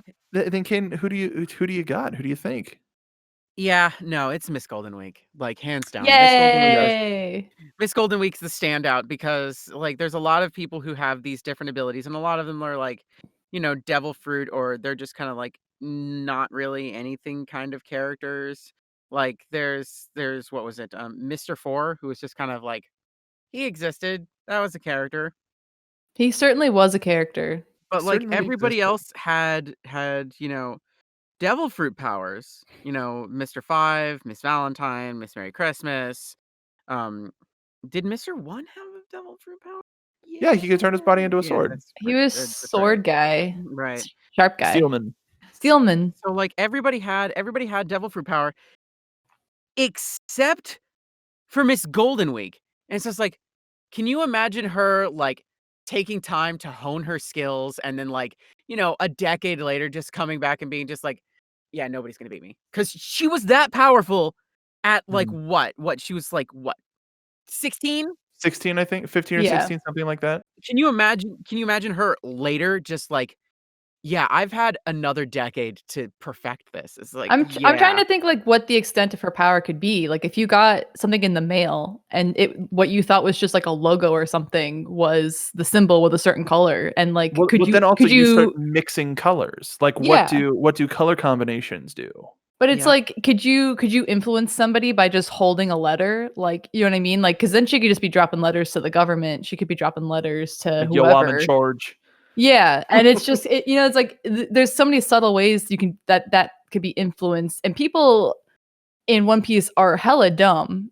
Gestures to Alabasta, gestures to Crocodile, and nobody thought anything. No one thought anything was wrong. I just feel like it would be so easy for her to like just whatever she wanted, basically, could easily be manipulated, depending. I guess, I would also agree with Miss Golden Week. I think that there's a lot to be seen. I do like Mr. 3 as well. I'm a big fan of Miss Valentine's design, and her fruit power is so I agree. I would like to see her again. I really think as a meme, Mr. Five is really funny. And how can he evolve his power? Like how can he become more destructive? But I mean, I guess even more so for the meme, I gotta go with Miss Father's Day. I was gonna say, I'm looking at her right now, and I'm like, no one's gonna say it, huh? Yeah, she's right there. She's like, hippity hoppity, get off my property. So let us know what Baroque Works agent. Don't tag Caden. Let us know what Baroque Works agent you'd like to see. Because we've had some people who've like tagged you, Caden. I don't know if you've seen, with like accidentally being like, oh yeah, I like this, but it's a GIF from like my now. Twitter is just chaos. Like my notifications can just kind of just go. It's like good. Sunday, so it's like but still whatever. I try to. We'd like to know what you think, so let us know on Twitter at Yayo Talk Show. Let us know what Baroque Works agent you'd want to see moving forward. Especially, I do know, like, some people have reached out to me and are like, yeah, I'm watching One Piece for the first time because of the show. Which, first of all, that's awesome. Quite a compliment. So I hope that you're enjoying. But now stop listening, because we're going to get into the modern times and the spoiler bits and things like that. Thank you for your patronage. Please leave. Thank you. Please leave. Let's do some predictions because they're fresh in my mind. Because I don't know how much I'm going to be able to watch in between this time we record and next time we record, so we can just save some fun and games for next time. Doesn't that sound nice? Caden's popping off. Caden's gonna pop off. So as a reminder, Caden, part of Caden's this journey is Caden watching One Piece for the first time as well. So again, just as an advisement, we are getting into episode 349. So if you are not up to that point, you should not be listening, because there is definitely going to be some spoiler stuff here. But Caden, let's tell the people why let's show them rather why you're the wild theorist. What do you got? Okay. Welcome to Thriller Bark, everyone.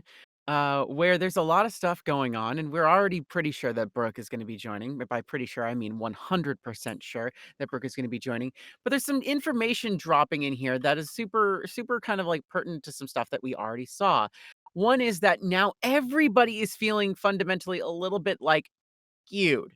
Like they're just like they're a little out of sorts, and they're just like, uh-oh, maybe we're not as strong as we think we are, because immediately we lost Sanji and Zoro, the two heaviest hitters, arguably, of them, and they were gone first. So everybody's not as strong as before, which also means that, you've got Nami and you've got Usopp and you've got Chopper, though Chopper is super strong, but those three have this problem of just like, maybe I'm not as strong as everybody else and I'm kind of like super weak. But now everybody's kind of feeling that same thing. They are out of their league here.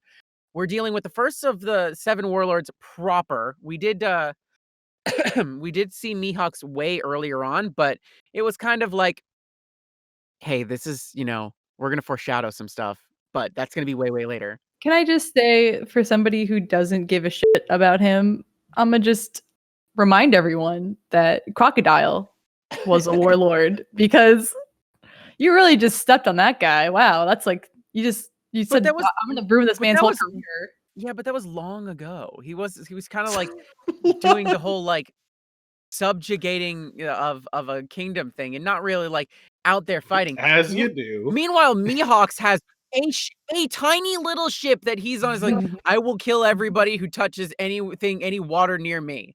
So Mihawks is out there actually properly training, but Crocodile's just kind of like sitting there going. Crocodile was using his position as a Shichibukai to not be held accountable by the government. Like he was able to move with relative anonymity because the governments are like, nah, he's cool, we approve of him. And it was then when he was revealed to be behind the fall of, or the attempted coup of the Alabasta Kingdom, where they're like, nah, son, you done. Right. But again, he's like, he took himself out of things and he was having other people fight for him. Again, you compare that to Mihawks, where Mihawks' crew is Mihawks. Dude's a lone wolf.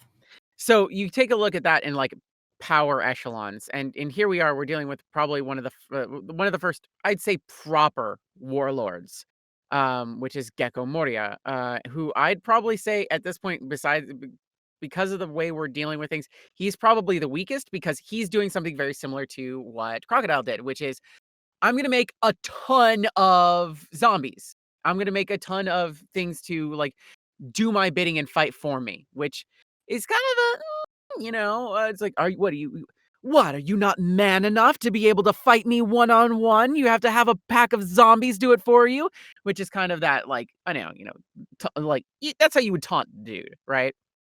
But we also got some information about some of the other ones. We saw some flashes of Mihawks. We saw some flashes of Don Flamingo, who I have just a sneaking suspicion. And allow me to swear again, because this is in my notes. Earmuffs. It's in my notes. Earmuffs, everybody. This motherfucker, Don Flamingo, is a bitch and will fuck things up. I have such a, just looking at him, it's like, you're going to do something so terrible. You're going to start some sort of, big thing, and it's going to piss everybody off. And he's going to be just, this huge catalyst for something. Is it the sunglasses? It's not the sunglasses. It's the feather boa. It's the bitch. It's okay. the bitch part. It really is. I do Still still here think sounded that... like a Joker. Yeah. I do still think Blackbeard's on his way to killing somebody or setting somebody up to be killed again, and I really do think that Ace is going to be that person. Ace is carrying 1,000,000 flags. Pirates like flags, right? Unfortunately for Ace, Ace's flags are his favorite color, which appears to be red. So he's just swimming in a sea of red flags. It's like, pirates like flags. I like flags. I'm a pirate. Look at all the flags I have. He didn't eat the flag fruit. No, he did not. Could have, but though. He could have. Probably. I do think that there's some teases here and there that, because we keep bringing up the warlords and because we keep bringing up the fact that people aren't as strong as before, I think that there's going to be a turn where Mihawks will come back around and see Zoro and be just like, all right, you know what? You're really, really strong, but you can be way stronger, and I really like you now, so I'm going to train you. Kaden. So I think Mihawks Kid, will I be think you're trained. just swell. Kaden, What's up? read off my list that I wrote for you. Okay, all right. Yay! All right. I'm gonna go to the Discord and I'm gonna open it up. Yeah. Oh, that means you're gonna see the. Oh, you didn't see that thing that I made? I did not. Are you gonna tweet that from the account? I will when the time comes. Okay, perfect. So I pinned it. oh wait. Okay, good. I pinned it. I See, did all it. the pins. I rigged So it. I had Molly take notes, but then I did Mhm. my own notes The because most reliable of the crew to write notes. Molly's notes say 7 warlords, Mihawks in parentheses. Reminder for Caden, not strong as before. Mm-hmm. Blackbeard killed someone? ? Mihawk trained Zoro. Big dick. Wait, hold on. Mihawks trained Zoro? Big dick training? Lots of question marks there. Geeko Moria weakest? Small dick. Mhm. Sunglasses flamboyant bitch. In case you guys can't hear it, big dick training ? And small dick were parentheses. Yeah, in parentheses. In case So- you could hear that. I think I did a swell job. I mean, that's what she just said. We're It's close also enough, Captain. we're in the middle of My Hero coming back, and we're conflating two characters. We're conflating Hawks and Dracule Mihawk. No, absolutely not. They're completely different characters. No, Not even- no, there's one of them is singular, one of them is plural, is what I'm trying to say. Yeah, I and it's like, thought- there's I thought you're- Mihawks, which is sword, and Hawks, which is husband. I thought Hello? I thought you were talking about my Geeko Moria, and I was just like, "Who's Geeko?" Moria. That's fine. Okay, I just don't want people to spam Caden's thing for Mihawk. no. No. You can, no. however, send me all the Hawks stuff that you want. Yeah. Give. Gimme. Quick shout out At to Zeno. Yeah. Zeno. God, he's What a so guy. good. Please, while we're talking about Xeno for a second, if you're not watching Pokemon Journeys and you used to watch Pokemon way back when and you fell off and so on and so forth, Pokemon Journeys is the quintessential Pokemon anime right now. Like this is like this is exactly what I am like wanted Pokemon to become as a long-standing fan. And Xeno as Go is so good. Go is like the best Pokemon trainer ever. Period. And I love Pokemon Journey so much. So super fun. Add that to my list. Have you not been watching it? A lot of I gotta give you- golden gifts are coming out of that. I gotta give you anime recommendations because I'm watching a ton. Big surprise.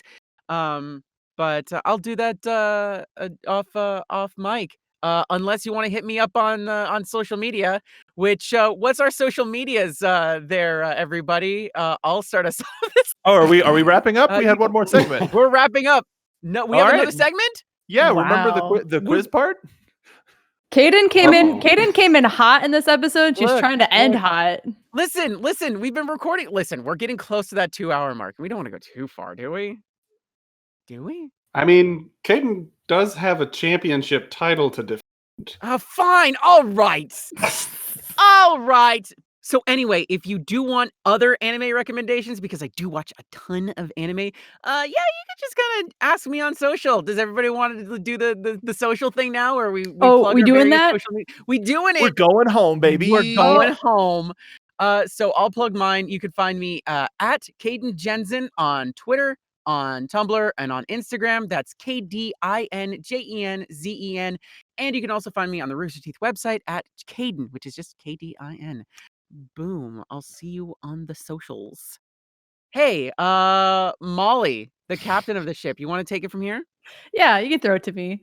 Hot potato it. Yeah, I'm on Twitter at TEHFLOOD Flood, and on Tumblr you can find me for like Molly Flood, Molly K Flood, depending on if you're looking for art or if you're looking for memes.